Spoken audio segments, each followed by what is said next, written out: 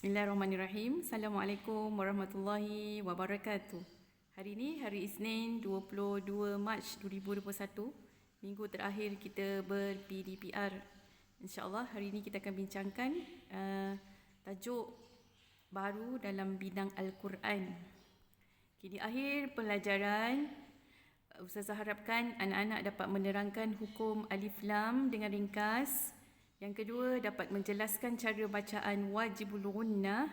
Dan yang ketiga, dapat menyatakan 3 contoh fawatih suar dalam Al-Quran.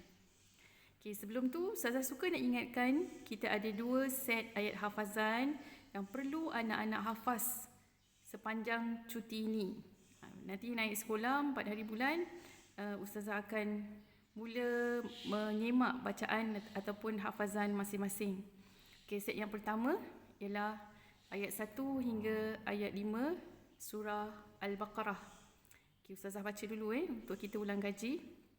Bismillahirrahmanirrahim. Alif Lam Mim. Dzalikal kitabu la raiba fihi hudan lil muttaqin. الذين يؤمنون بالغيب ويقيمون الصلاة ومما رزقناهم ينفقون والذين يؤمنون بما أنزل إليك وما أنزل من قبلك وبالآخرة هم يوقنون أولئك على هدى من ربهم وأولئك هم المفلحون. Nampak macam panjang, tapi 5 ayat sahaja. Kita nampak macam susah, tetapi sekiranya kita baca berulang kali, insya-Allah kita akan dapat hafal. Set ayat yang kedua kita hafal minggu lepas dalam pembelajaran kita minggu lepas. Ayat 201 surah Al-Baqarah. Ayat ni lagi pendek dan lagi mudah. Ustazah baca. Bismillahirrahmanirrahim.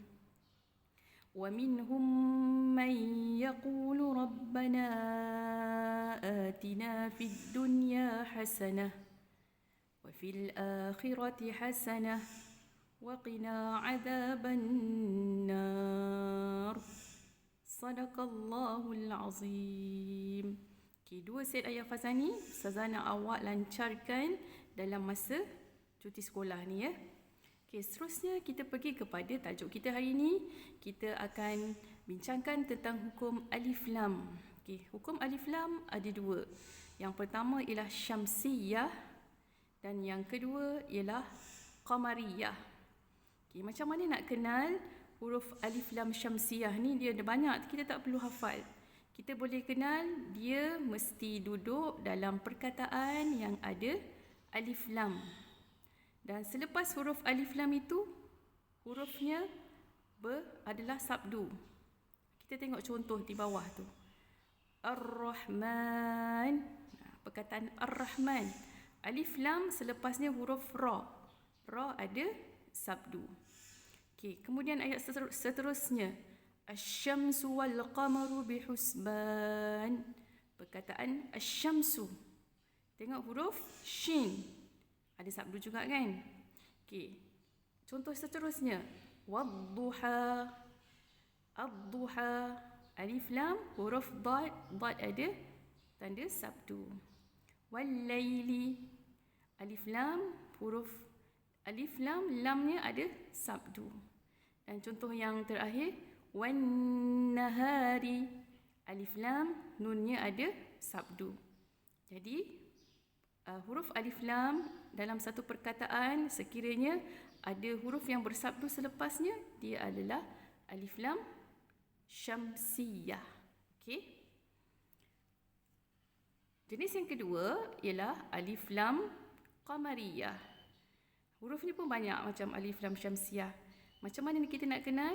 Selepas huruf alif dan lam, huruf selepasnya berbaris ataupun alif lam lamnya bertanda mati atau sukun. Okey, kita tengok contoh. Contoh yang pertama. Humul muflihun. Perkataan al-muflihun. Alif lam, lam dia mati, kemudian mim. Alhamdu, alif lam, lam mati, kemudian huruf ha. Alhaakumu, huruf alif lam, lamnya mati, kemudian ha. Dan contoh yang keempat, al-haqqu. Alif lam, lam mati, selepasnya huruf ha. Okey, Ustazah ulang. Hukum alif lam ada dua. Yang pertama ialah alif lam syamsiyah dan yang kedua ialah alif lam qamariyah. Boleh? Okey, kita pergi kepada bahagian seterusnya. Okey, seterusnya ialah wajibul gunnah. Wajibul gunnah maksudnya wajib dengung. Wajib tu wajib lah. Gunnah ialah dengung. Hurufnya ada dua sahaja, mim dan nun yang bersabdu. Syaratnya mim dan nun mesti bersabdu. Okey, cara bacanya kita baca dengan dengung itu kita baca panjang dua harakat. Inna ma'al usri yusra. Inna tu dua harakat. Okey. Contoh yang banyak wajibul gunnah ni ada dalam surah An-Nas. Dengar Ustazah baca Bismillahirrahmanirrahim. Qul a'udzu birabbin nas. Perkataan An-Nas. Malikin nas. Ilahin nas. Min syarril waswasil khannas. Tengok tu. Dia dengung. Baca dengan dengung dua harakat. Nas. Jin. Okey.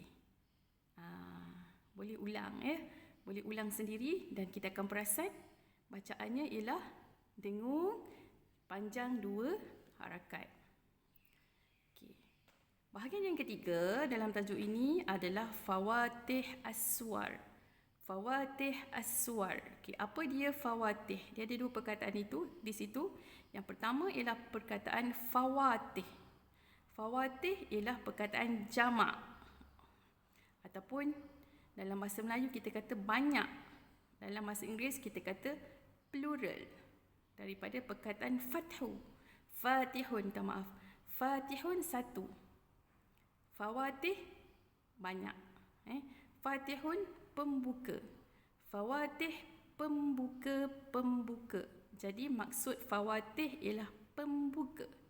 As-suwar pula ialah perkataan jamak ataupun perkataan banyak bagi perkataan surah. Surah Al-Quran tu satu surah kita panggil surah. Tapi kalau banyak surah kita kata suwar. Jadi fawatih as-suwar ialah pembuka surah, iaitu huruf-huruf hijaiyah yang terletak di permulaan sebahagian daripada surah-surah Al-Quran. Surah-surah yang dibuka dengan huruf hijaiyah. Okay, apa dia hurufnya? Kita tengok ini contoh. Nun. Huruf nun. Qaf. Sad. Taha. Tasin. Hamim. Yasin. Tu kita selalu jumpa kan? Alif Lam Mim. Surah yang baru kita bincangkan sebelum ni surah Al-Baqarah. Okey, Ustazah tak baca sampai habis. Jadi huruf-huruf ini yang terletak di permulaan surah kita panggil fawatih as-suwar. Okey, macam mana kita nak baca? Berapa panjang? Okey, kalau huruf nun tu setiap huruf kalau nampak ada tanda mad, kita baca dengan 6 harakat. Contoh alif lam mim. Okey, alif tak baca panjang, kita baca alif, lam 6 harakat, mim 6 harakat. Okey, kita tengok penjelasannya di sini. Okey, huruf alif dibaca tanpa mad atau tidak dipanjangkan. Okey, huruf ha, ta, ya, ra, ha dibaca panjang 2 harakat. Contohnya Yasin. Ya. Ya tu kita baca ya 2 harakat.